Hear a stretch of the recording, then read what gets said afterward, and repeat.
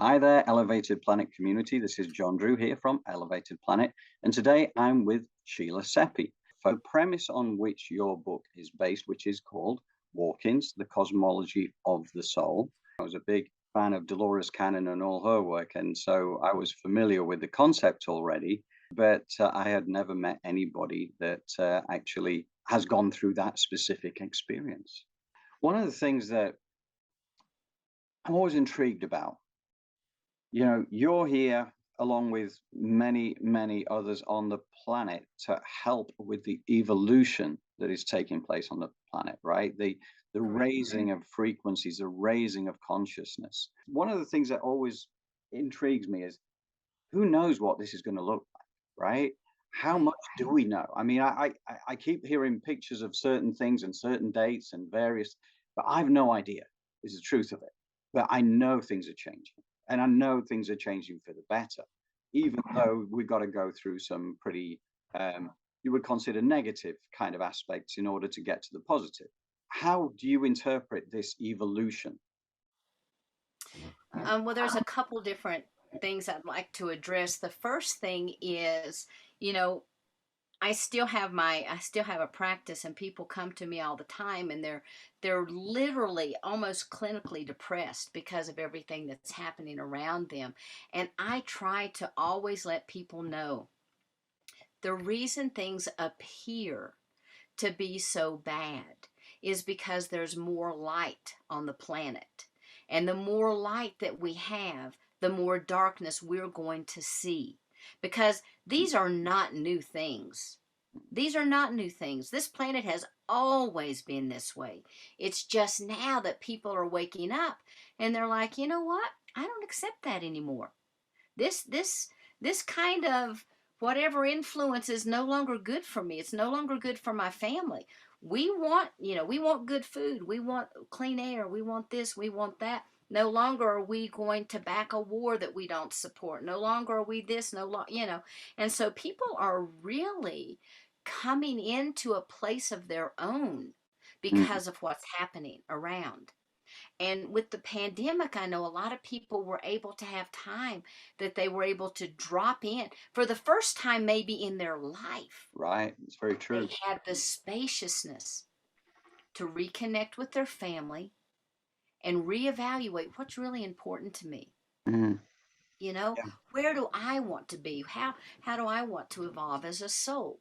Now, one of the things, as I said, I came from a multidimensional collective, meaning that at the point where I was, I had already gathered all my multidimensional aspects, and I had merged with other beings who had done the exact same thing. We had done our work, we were ready to merge and move to a different density because we have dimensions, we have densities, etc. So we had moved into, I think we were, I think it's seventh density because we didn't have bodies. So in sixth density, you still have a form. Seventh density, you don't have a body. Well, this planet is a rock. This Mhm. planet has growth on it. But the consciousness of this planet comes from a ninth density being named Gaia. Mhm. Gaia chose to put her consciousness into this planet to have the experiences that she's having. Now, Gaia's a lot older than 2,000 years. People have been here for longer than 2,000 years. My goodness, archaeology uncovers things all the time to prove that. However, people still do not understand that civilizations rise and they fall. They Mhm. rise and they fall. Just because we don't have a book that tells us they did doesn't mean it didn't happen. Right, And so this planet has many, many civilizations, many, like the most recent was that of Atlantis. And right. then when Atlantis fell into the ocean, other land masses came back. And at one time, everyone lived on one mass called Pangea. Well, thank goodness now they at least teach that, school books, that Right. at one time this planet was just the one landmass. And so as Gaia has continued to evolve, her consciousness is also evolving to where she can move now into a 10th density Wow. being. And because her vibration is shifting, because her vibration is raising, and because humanity has this symbiotic relationship with Gaia, where that she vibrates at a 7.8 megahertz, guess what? Our body vibrates at a 7.8 Right. megahertz. If Gaia starts vibrating at a 12, humanity vibrates at a 12, and we're all like, oh my God, what's going on? The energy is so crazy. When Gaia shifts her vibration, it affects humanity. Mm. And so, because she's going through this conscious awakening, so is humanity, because it's bumping up the evolution of the human body. Mm-hmm. Now, in bumping up the evolution of the human body, that also frees up extra energy for the soul to also begin to shift and to change. People say, oh, but we're going to transform into our light bodies. Guess what? You're already in your light body. It's just covered by a meat suit. Yeah. Okay? So as this meat suit gets less dense, more light's able to shine through. And when Gaia makes her transition, those individuals that are in resonance with that particular frequency also will transcend with her. Mm-hmm. There may be other people who do not transcend with her, and that's okay, Mm-hmm. because this isn't a race. Everyone will get there eventually, Mm-hmm. okay? But they're going to have to wait another 26,000 year cycle before they can do that, and they can watch that. And if they study the yugas in the Hindu texts, they'll be able to easily find out all of the things that they predict happens during these yuga cycles is happening and has occurred. Mm-hmm. In 2012, there was this massive wave of energy that washed across the planet, and people are like, that Mayan calendar, there wasn't anything to it. Well, let me tell you, there most certainly was. Yeah. First off, for the Mayans, it's like, just the ending of the calendar. What they're looking for now are those 3 days of darkness that they talk about. But for humanity, what happened during that time, 100% of all of the beings on this planet shifted from a 3D consciousness into 4D consciousness. However, most people were not prepared for that, and therefore they still stuck into their 3D ways. And so you can look at this being 4D, and it's been this the entire time over the last several 20 years almost. Well, 20 years now, yes. Coming up on the 21st. And so it's been vacillating back and forth. People are able to attain higher thought processes of 5D, 6D, and then something happens and right back down the slide they go. And Mm. they're right back into the 3D, and they start working their way up. But what's happening is now more and more people are awakening. And so as people move into the higher 4D and even into that lower 5D, they're able to lock into place because Mm. the vibration of the planet and the vibration of humanity is supporting that shift. Mm. And so that's kind of where we are right now. There are people that like a good friend of mine is a very unique form of an Arcturian that's here actually in the Arcturian form, and she has to have her meat suit redone periodically because it breaks down so much. She did not even enter into puberty till she was like 18 years old. Mm. And there's all kinds of abnormalities with her body, but that's because it's not human.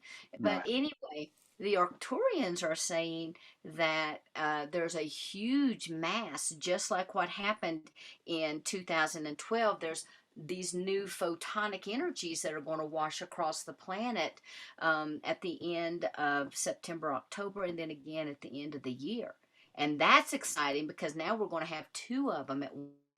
So who knows what's going to happen? And then there's other timelines that go along with, we all have chakras that are located within the physical energy suit, and so the earth has chakras as well, and Mm. those there are seals on top of the chakras of the body as well as on the earth. And all of the seals, all of the chakra seals have opened up. And the energy that was coming in, I think the last one was in the Painted Desert, the energy coming in was eighth and ninth dimensional frequencies, just feeding the planet, just ushering in this time. And then it gets in the crystalline core, and it's like whoosh, and it just goes throughout the whole planet as well as the crystalline grid of the earth. So it just travels. But that has recently shut down. And so now we're looking at all of these other chakra seals are beginning to shut down because the time of the individual flooding of the body for these dimensions are starting to come to an end. And it's predicted that in 2042 to 2047, the last seal will close.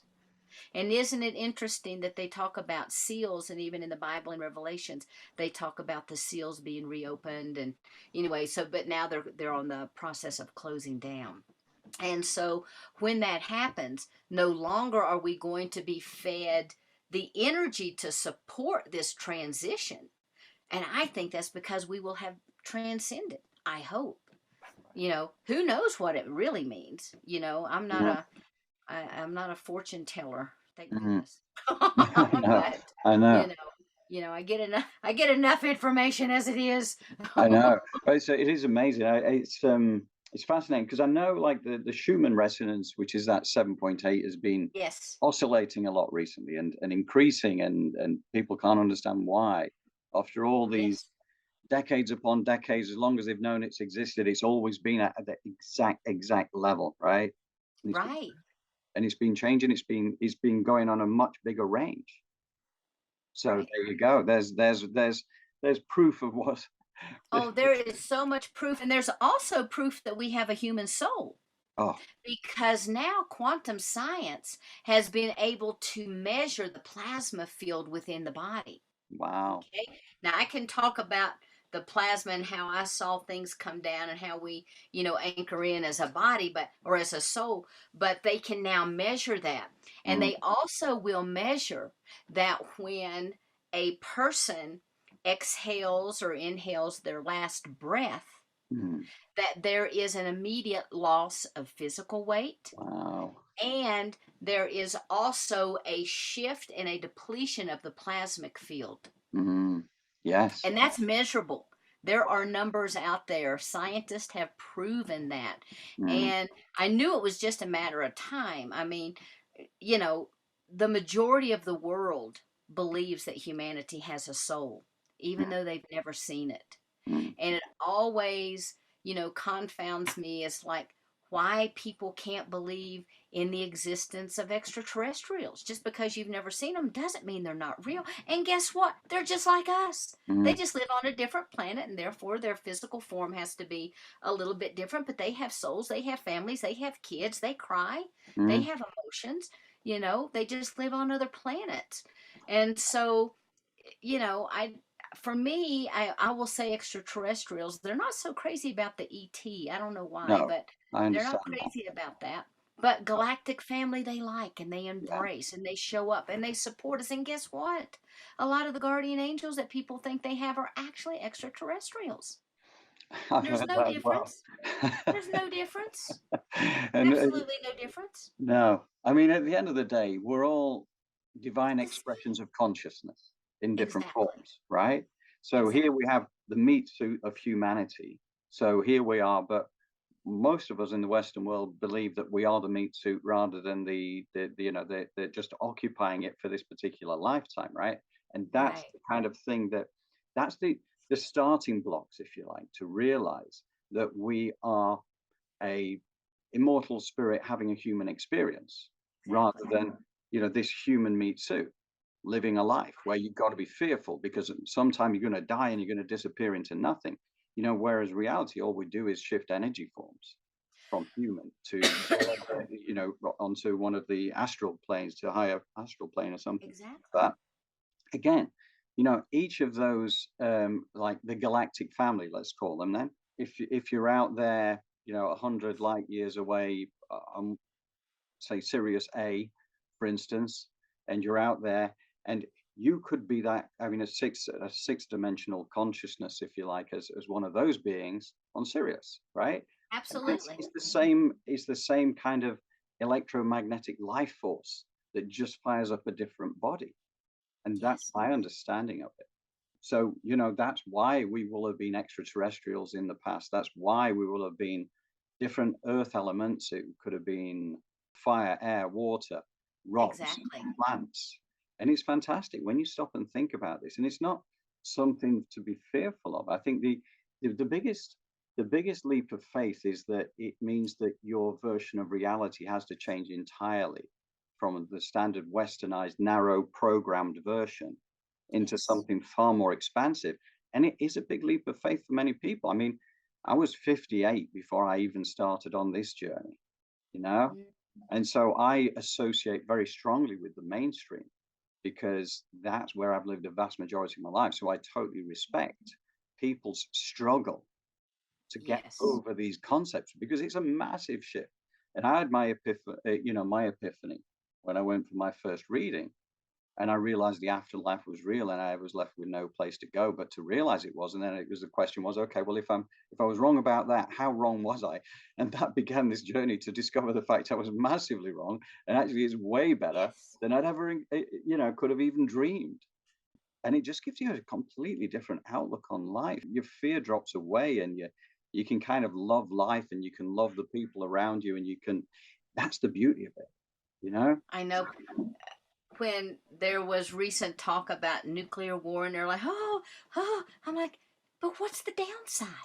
I mean, other than really messing up Gaia, what's the downside? We all get to Yeah. take a trip at the same time. I mean, come on.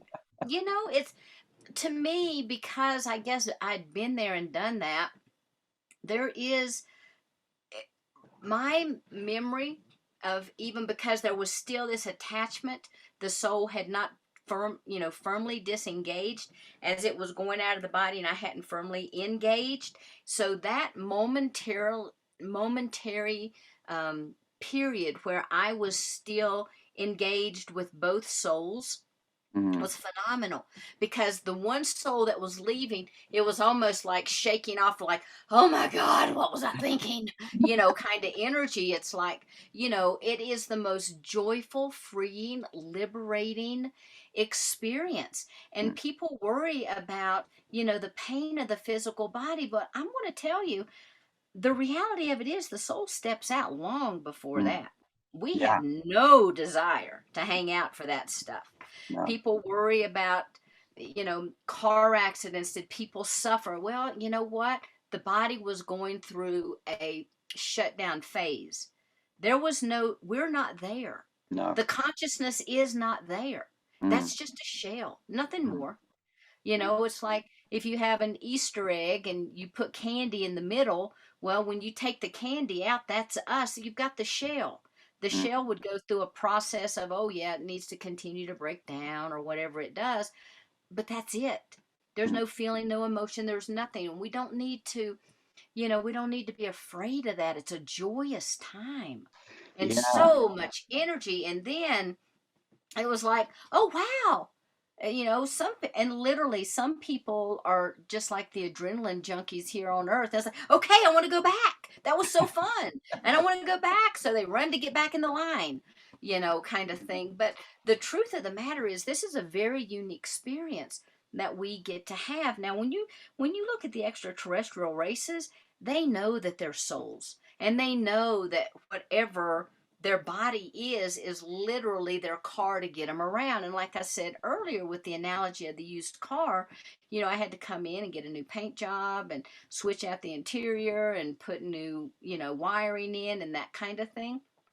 But with extraterrestrials, they don't do that. They just simply decide they're going to switch forms, and they do. Mm.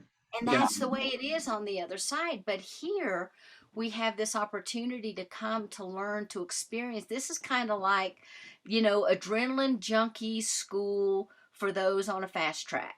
Yeah. I So know. everybody out there listening, give yourself a pat on the back. You've made it this Right. far. Yeah. And this is one of the things that I've again, you hear this through Dolores's work over the years as well, was was about the fact that Earth School is one of the most challenging places to go Oh, anywhere, right? it And is. because it's the forgetting. Okay, you know, the fact is, as you say, if you've got all your past memories of the millions of years you've been around doing different things, then that's one thing because you can accept the bigger reality. But here, you know, we that part of the deal is that we forget everything that we knew, right? Yeah. And therefore we are subject to this very specific programming that we then get bombarded with to tell us actually we're only this big, you know, stay in this box, be afraid, be fearful, you know, whether it's division energy or, you know, fear of illness and all the rest of it, you know, why not focus on the stuff that makes you happy?